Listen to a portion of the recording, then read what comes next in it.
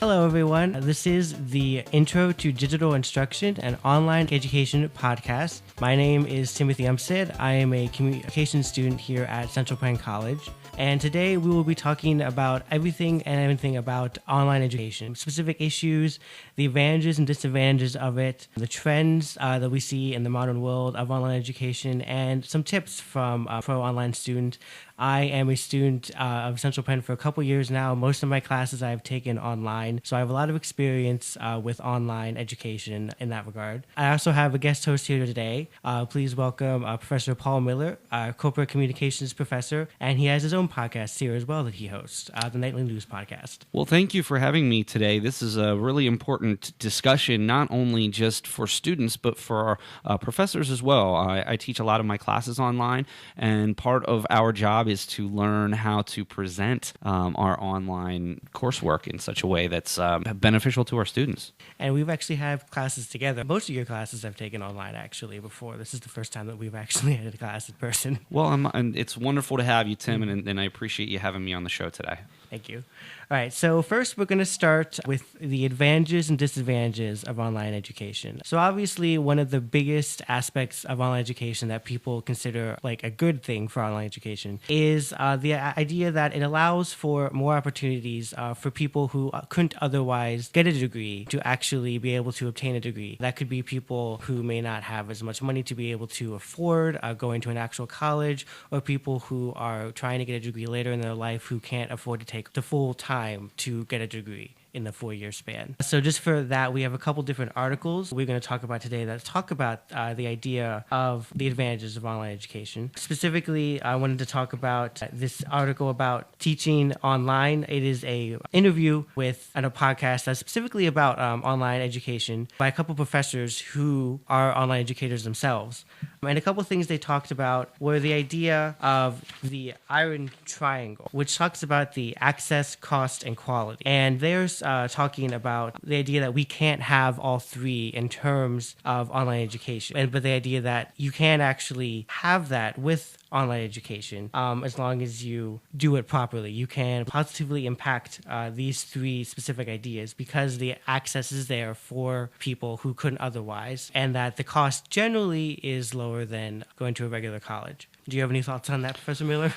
Boy, I mean, where do you even start with this? Obviously, online education is a breakthrough in higher education simply because it does provide that access that you talk about. You know, most of my students that I have in my online classes are, it's very difficult to give, one specific characteristic, but a lot of them they work during the day, they may have children, they may not live close to campus. Some of our students in our program that are online are more rural, so it would be maybe an hour plus drive for them, if that's even, in their ballpark. So for many, the idea that access is allowing people to do online classes, I think is very important. The cost, I think a lot of people, when you think about the cost of higher education, I think a lot of people think, well, it's online, so you're not necessarily using the facilities at the college, so by that rationale, it should probably be a little cheaper.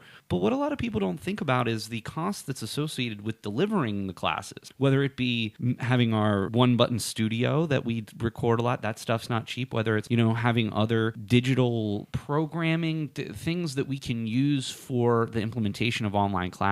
Things cost money, training costs money, so I mean, I do see that. But in terms of quality, I think that the quality does come from a student in the same way that the quality in what we do in the classroom is also based on the student. I hear a lot of students say, well, in online classes, I kind of have to teach myself. And that's not really true. What the aspect of teaching yourself is going through the coursework. It's just like going to class. If you don't go to class, you want to pass the class, you got to teach yourself. So if you don't go through the coursework, it does make it difficult to learn, and that's unfortunately something I see quite a lot of. I know my students aren't going through all of my coursework, and I spend a lot of time doing those things. So there are definitely advantages and disadvantages, I think, which we'll continue to talk about here today, Tim. Yeah, so that's what, like, for me as an online student, I know I have to keep an eye on making sure that I'm going through everything as well, because there are a lot. I mean, we like to think that, if you are at a physical class, then you learn everything at that class and then you can just do your homework and that's everything. But with an online class, you really have to think about, well, I have to make sure that I carve out time for myself to be able to look at this stuff, because if I'm not doing it, then I'm not learning anything in that regard. Well, I think that's another thing is often I think students believe that online classes are easier. I would argue that online classes are harder because you have to really, as you mentioned, carve out time. So, for example, in a week, we're doing 4 hours of classwork at Central Penn. We're providing 4 hours of classwork online. And I think that a lot of people don't understand that not only that's just the coursework. That's just the class time. You're not even taking into consideration reading the text, doing your homework, working on projects. So I think a lot of people don't even think about, having to keep at least 8 hours, if not 12 or even more, depending on how difficult the subject is for you. I think that that's what makes it difficult. It is a lot of self-motivation. Yeah, you have to make sure that you really are doing and keeping up with what you want to make sure you're succeeding in this. All right. So the next thing, we're talking again about access. I just brought up another article about the University of Michigan, and they're actually allowing an online MBA program that's going to be implemented in the fall of 2019, I believe. And this is a big deal because generally when we think about online programs, we don't think that we can get access to the more kind of higher end of like colleges, like the Ivy Leagues and those types. So the idea that this big university is actually allowing people to take classes online is a big deal, because it means that the access for people to take education is granted even more. What I found interesting about this particular article, and I can kind of talk about in terms of what I'm sort of going through right now, is it does say that it is online, but students, and so what we're referring to is an article from Derek Newton called Why It's a Big Deal That the University of Michigan MBA is Going Online. They do explain that there is still a campus requirement that you have to go and be a part of weekend programs and experiences, and I'm kind of going through the same thing. As I've actually started the process of attending a very similar program at Indiana University of Pennsylvania, where we have to go like 5 times every 3 months, and the rest of it is online. To me, I think that when you're, looking at a grad school, that could be something that's extremely helpful because, look, you can get very behind in online coursework, and I think that what they're trying to do here is kind of bridge that gap between all online and still having some on-ground classwork. Maybe this is sort of the new model, not necessarily for MBAs, but maybe this is sort of the new model is, hey, come to campus a couple of times a term, and the rest of the coursework will be online, especially for depending on what type of program you're in. But I thought that was very interesting. Yes, the idea of having that, we're actually it's online, but then we make sure that there's commitment to going on campus, so you have that experience as well, like middle ground that usually works well. Well, and that's one of the big disadvantages is that, and maybe you can speak to this, but a lot of students tell me that they kind of just feel a disconnect, that they don't necessarily feel, and that's not even just our program, this is just in a general sense, that they just kind of feel disconnected from what's going on here on campus because they don't have some of the opportunities that on-campus students might have. Yeah, that's definitely something. When I started as an online student here, it was easy to just get caught up in the coursework. I mean, I did everything at home. Like, that was just where I was 90% of the week if I wasn't at work. So it was easy to just think about, okay, I'm just doing this homework, and I had to make sure that I reminded myself to keep working on this and looking at everything. And yeah, it is different. Coming here and actually seeing everything that's available to me on campus is really a different experience. All the things that I've done this semester through the Nightwave project has really opened me up to what we have on campus. Well, and again, there are two sides to it because we want to have access, but at the same time, some of the facilities that we use are impossible to use online. We're sitting down here in the podcast studio right now, and unless a student would be willing to come to campus, this would be a facility that they unfortunately wouldn't be able to use, which of course we encourage all of our students to use and come on campus. But this gives you an opportunity, so you kind of are getting a little bit of both sides. And that is something that we talk about with the disadvantages, that there is definitely a disconnect with the interactivity at play when you're taking online versus going on campus. You don't have as much access and connection with the professor, potentially with the other students, and that can have a negative effect to your coursework. Well, and to me, I don't know that it's necessarily not having the same access to the professor because we're always available through phone or email and we have office hours. To me, I think a lot of times it's the online students. I see this all the time. I don't want to bother you, and I appreciate that they're, cognizant of my time commitments, but at the same time, that's my job. My job is to make sure that you don't have any questions, and it's not a bother for you to email me. But what happens, I guess what I'm getting at is, I think a lot of times students intentionally don't reach out to a professor if they have a question because they don't want to bother us, but really that's doing themselves a disservice. We will take a quick break then, and we'll be back in a few minutes.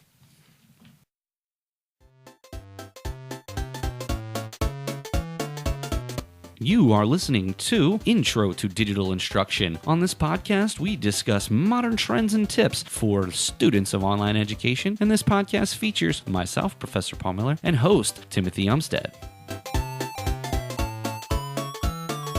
Welcome back to Intro to Digital Instruction, online education podcast. I am Timothy Umstead, and with me is Professor Miller. Thank you very much for having me, Tim. And today we are going to continue talking about online education. Right now we will be focusing on specific modern trends that we've seen, talking about a couple of articles that we've looked at that have specific trends that we are seeing now today with online education. So first, this is an article from Inside Higher Ed, and they're talking about the past couple of years that online education has actually increased overall compared to on-campus education has decreased, and that the idea of nonprofit colleges, specifically, I want to quote something here actually. It says that private nonprofit colleges, those who study exclusively online, is double the number of those studying only partially online. So I think that we see that here at Central Penn. We're a nonprofit college, and I think a lot of the students here at least take partial online classes, if not taking full classes online as opposed to taking classes on campus. Just for a basic look, we basically have about 3 different populations that are all relatively equal. Our on-campus population and commuters, our evening students, and our fully online students. But the interesting thing about that is our on-ground students might take an online class occasionally. Our evening students might take an online class occasionally. So we definitely have a lot of online classes that need to run. It also, because we are a smaller college, we're not always necessarily able to run every single class and every single modality. And an online class is something that everybody can take, whether they choose to or not. So I do think that that's very interesting to note. One thing I did want to point out, and this is something that I've learned in my time in higher education, numbers when the economy is good are lower. So we're in a situation where our economy is fairly good right now. So sometimes colleges struggle for students. When the economy is in bad shape is when you often get more people that attend school. So while in this article it does say online enrollments grow, but basically what it's saying is higher education in general is flat, but the growth is in the online sector. And that's what we're seeing. Most people seem to be taking that online education probably as a way that they can use that to something while they're doing other things in their life, whether that be the full-time jobs they have and everything. Yeah, and as we have right now, we have, like Professor Miller stated, we have a fairly good economy at the moment. So most people are actually preferring to get jobs rather than taking online education, which would cost them, which makes sense. One interesting thing before we move off of this topic that I have seen over the last few years is really a lot more tuition assistance from employers. A lot of young people who are moving into the workforce from college are getting into that workforce in significant debt. And one of the perks of certain places is either they're providing additional money for people to get more education, or they're helping students defray some of that cost and some of the money and debt that the students are in. So I look for that. Certainly anybody out there listening is looking for a new job or looking for their first job. That might be one of the benefits that might be of most interest to you, whether they might help you go back and get a master's degree or finish a bachelor's degree, or they might help you with some money to pay off some of that student loan debt. And that's something that I think everybody would like to look for if they can. All right, so the next modern trend that we're going to be talking about specifically is the idea of allowing students to have one more chance if they've failed a course. And this is in reference to another article. It's by a local newspaper, The Pantagraph, and it talks specifically about the Eureka College, I believe they're in Texas, that are allowing students to retake failed classes in order to basically replace the bad grade that they originally got. And I believe you wanted to talk specifically about something like that. I kind of just wanted to read a little bit more about this. So this is from March 12th, 2019, when a group of small colleges joined together to offer online courses to each other's students as a way to boost enrollment in those classes and help students who couldn't get into a class they needed. Eureka College leaders got an idea. We heard about it and started to use it for an entirely different reason, helping students recover from a bad grade, said Eureka College Provost Ann Fulop. This approach, tried for the first time last summer, is already proving successful. 22 students in academic jeopardy took online courses in the summer, and all but one returned in the the fall. If a student fails a class, they can take it elsewhere, such as Heartland Community College, and the credits would transfer, but it would not change their grade point average at Eureka. This happens a lot, Tim. And in fact, what happens, most colleges have a policy where if you fail a class twice, that you have to take it somewhere else. And that's a very common policy, and that's fine, except for the fact that if you take a class and you don't do well in it and then take it again and do well, that really significantly helps your GPA. I think this is a very interesting opportunity for people because there's specifically Nathan Schertz is quoted in this article, says that he, quote, ran into a rough patch last year. This is one of the biggest issues that I see in my online classes is not necessarily, especially because we're an accelerated program, so that emphasizes it even more. But one of the things I see a lot is something like life getting in the way, whether it's a death in the family or a loss of a job or a sickness of a child. Unfortunately, in an online situation, sometimes people are much more interested in hiding it and just trying to tread water instead of, if I'm in an on-ground class and a student's seeing me every day, they can come up to me and really let me know what's going on. And unfortunately, a lot of times, that's why some of the students struggle in our online classes because they don't want to admit that that might be in over their head a little bit. I think that this is an interesting, so when we're talking about trends, I think this is really interesting, and I think that maybe what they're doing here, it's not necessarily revolutionary, but I think that it gives students that final opportunity to say, look, this is really it. We got to make sure we are ready for this and get through some of these things. And what Eureka College is doing is very unique. Yeah, and I think that it definitely seems to be working for them. It definitely seems to be helping the students that are at that college to be able to really take that second chance should they need it. Because like you were talking about, I mean, some people just have something bad happen to them and they just can't, if that may affect the rest of their semester, and that's something that they can't avoid. So to be able to have that second chance is really a good idea. So next, this is Timothy Umstead and Professor Miller. We will be taking a quick break and then we'll come back with our pro tips.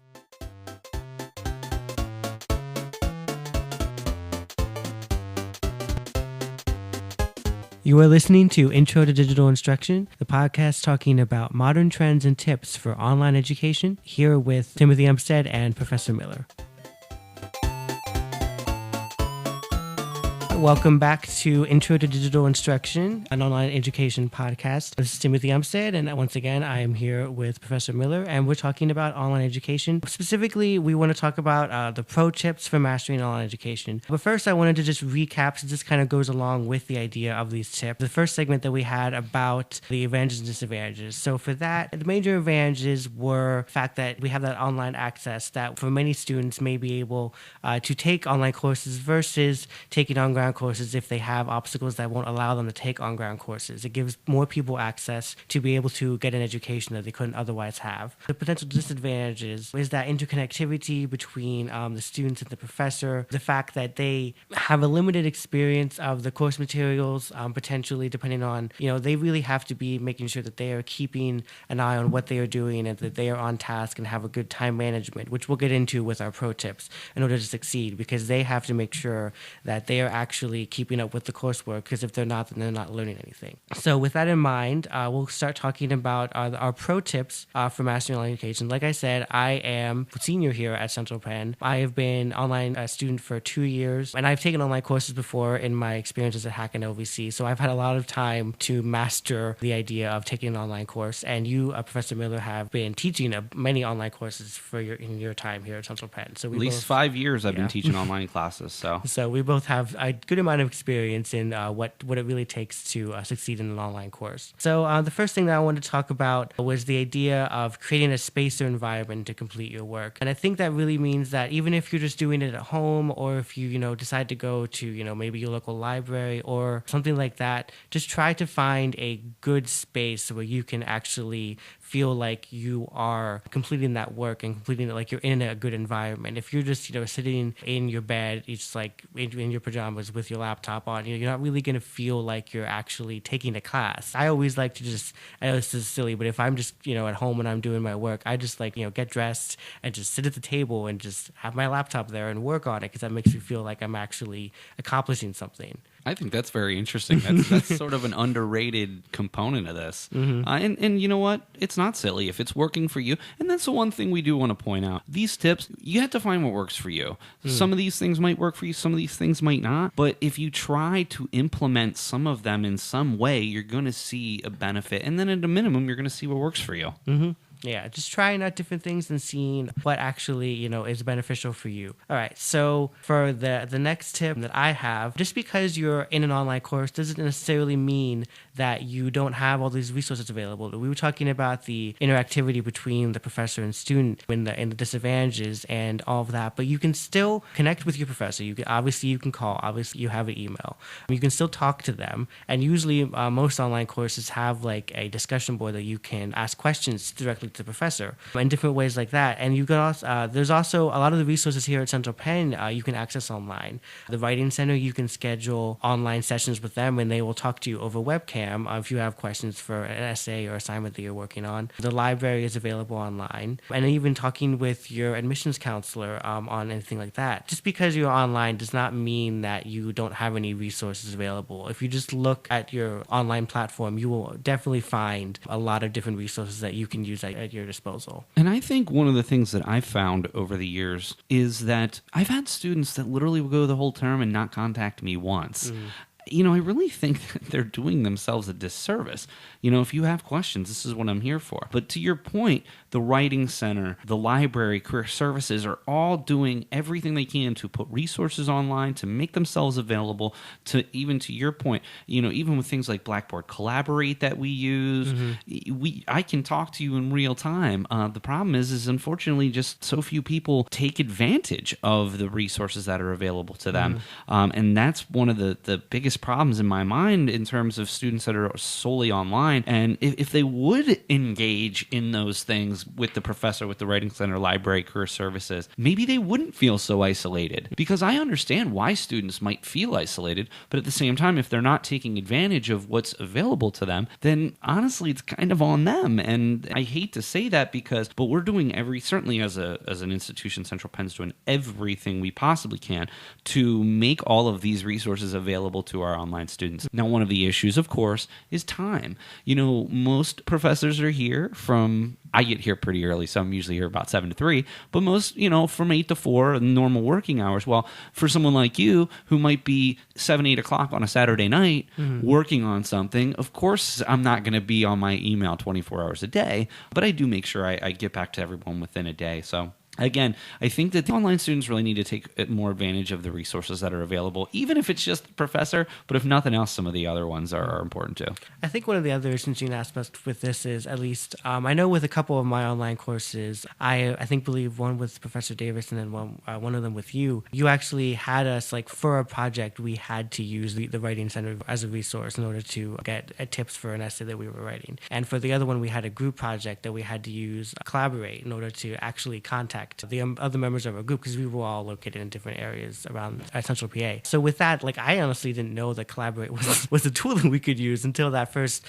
time. But then that really helped us connect with each other and put a face to the name, and we were able to create a really good group project out of that. And then with the Writing Center, that allowed me to utilize that resource that I otherwise didn't realize I wouldn't have been able to use, and that helped me create a better essay. So that's something that having that actually be like, okay, well, you have to use this at least once, and then maybe they'll realize that they have this resource available to them. It's just terrible because I've done that before, and I remember the exact assignment that you're talking about, and I always just get pushback. And unfortunately, it all just depends on the goals that students have. Some students are really just here for that piece of paper, and you know what? That's their choice. But many others are here to learn and to get involved and to become engaged. And that's one thing I always try to do in our online classes, is try to get students to engage with one another. And some people just are totally not interested in doing that. And I guess I understand to a specific point, but at the same time, you have to be able to connect with your classmates in some way. That's part of the learning experience. I can't be in charge of 100% of the learning. I mean, ideally, you're learning from each other as well. And even when I've tried to do group projects in online classes, I get such terrible feedback from everybody because nobody wants to do it. Everybody fears working in groups. And honestly, that's part of the way you learn more from learning from your peers. So I definitely think that using these resources is extremely useful. and career services as well. Career services is one that I don't think a lot of people use enough. I hear people, again, from all over different colleges, not just Central Penn, saying, oh, I'm really struggling to find a job. Career services is something you're paying for, you have access to for the rest of your life. When you're an alumni from an institution, you have access to their career services indefinitely. And so you need to make sure you're taking advantage of those. They can really help you to get that first job or an additional job. Yeah, definitely. All right, so I think the next couple steps we wanted to talk about, they're more, Professor Miller, I believe you had talked about these earlier. The idea of logging in early to the week in order to ensure that you know what you're doing, that you have an idea of how much coursework you have for the week, and that really helps you to succeed. One thing that I noticed, so maybe we do things a little bit differently, but we basically have a folder for each week of the term, and each week covers something different, and each week has their own assignments, sort of like you would in a traditional classroom. But what happens is, maybe our due date's a Sunday. So our course opens Monday morning. Everything's due by Sunday. Unfortunately, what I see a great number of people doing is really waiting until Saturday or Sunday to log in to see what they have this week. This is a huge disservice. Some classes have midweek due dates, which I try not to do because I understand a lot of people work on their stuff on the weekends. But again, I think a lot of times people are just overlooking all of the coursework. In the same way that if you have an on-ground class and you're going to class through the week and then you're doing maybe your homework on the weekends, it's the same type of thing, but you still have to go through that coursework. So what I'd suggest is at a minimum, log in as soon as the information's available, see what types of things you have going on this week, and that will allow you to plan your time accordingly. One thing that I see, it's funny, every Sunday night I get 15 emails from people who have questions that if they would have simply looked earlier in the week, they probably would have gotten some of those answers from me because I'm pretty active on my email through the week. On the weekend, I do check it once a day, but it's not like I'm constantly checking it, and I'm certainly not checking it at 10 o'clock on a Sunday because I'm probably asleep. Yeah, and that's something that definitely kind of leads into our final idea or tip, is the idea of making sure that you're scheduling what you have to do for the week with your free time that you have available. Like we said, we obviously know that some people, maybe they work throughout the entire week, so the weekend is where they have to do it. But even if you just take 10 minutes in the first part of your week to just check and say, okay, here's what I have to do, here's the free time I have, and here's how I'm going to get this done in a reasonable amount of time. The best thing when I was in school, because to be sitting in this chair, I've spent plenty of time in school. The best thing that I learned how to do is make a study schedule. And it's maybe not weekly, but that's what I would suggest. Weekly, you take a look at things you already have planned. You take a look at when you work or other commitments, whether it's, church services or things with your children. So on a weekly basis, you budget your time, and then you budget in the time for that class. And again, I suggest that students take double the amount of time they're spending in class. So if you're in class at Central Penn for 4 hours, you probably want to allow at least another 4 hours for homework and assignments and things like that, and maybe more, depending on how difficult the material is for you to understand. People don't do that, and they wonder why they're not doing well in their classes. And it's just like, well, you're basically not going to class, and you're basically just going to see what the assignments are and trying to do those. And then obviously you're not going to do them well because you don't understand the course concepts that are going along with it. So if out there, if I can give you one piece of advice, it would simply be on a weekly basis, just make yourself a little study schedule and say, I'm going to study for this class at this time. Another thing is often people are just trying to hurry through it. Sometimes taking more classes isn't always the best idea. If you're working full time and trying to go to school full time, that's very difficult to do, and you need to have significant motivation to do that and time. So honestly, just developing a study schedule so you can do some of the coursework during the week, and everything's not falling on you on the weekend, and then if an emergency shows up, then you have nothing. So really just being proactive and not procrastinating is the best thing an online student can do, trying to map out their week and see when they're going to be able to do their work. And that's something that I think that as soon as you realize that or decide that you're going to become an online student, you really should start thinking about how am I going to manage my time, because that's really the biggest aspect of all this. If you decide that you're going to just wait until the end of the week, that's not going to work. You have to really think about when you're going to do this and how much time you're dedicated to taking that. Well, and I was given some advice by a professor when I was in school, and basically, he explained to me, going to school is your job. I know you might have another job, but it really is a job in itself. And to understand that you have to be able to budget your time wisely and in not waiting till the last minute to do your work. If you could do your coursework through the week and you just have your assignments on the weekends, you're not going to be dreading doing that schoolwork and maybe only do it, half-heartedly instead of wholeheartedly. But best advice I ever got was make a study schedule and budget your time accordingly, and don't bite off more than you can chew, whether it's hours at work or additional classes at school. Definitely. All right. Well, I want to thank you, Professor Miller, for joining me today. Well, thank you. This was wonderful, and I appreciate the opportunity to come down here and talk about some of these important issues. It was definitely an interesting, illuminating experience. Thank you, everybody. This has been the Intro to Digital Instruction.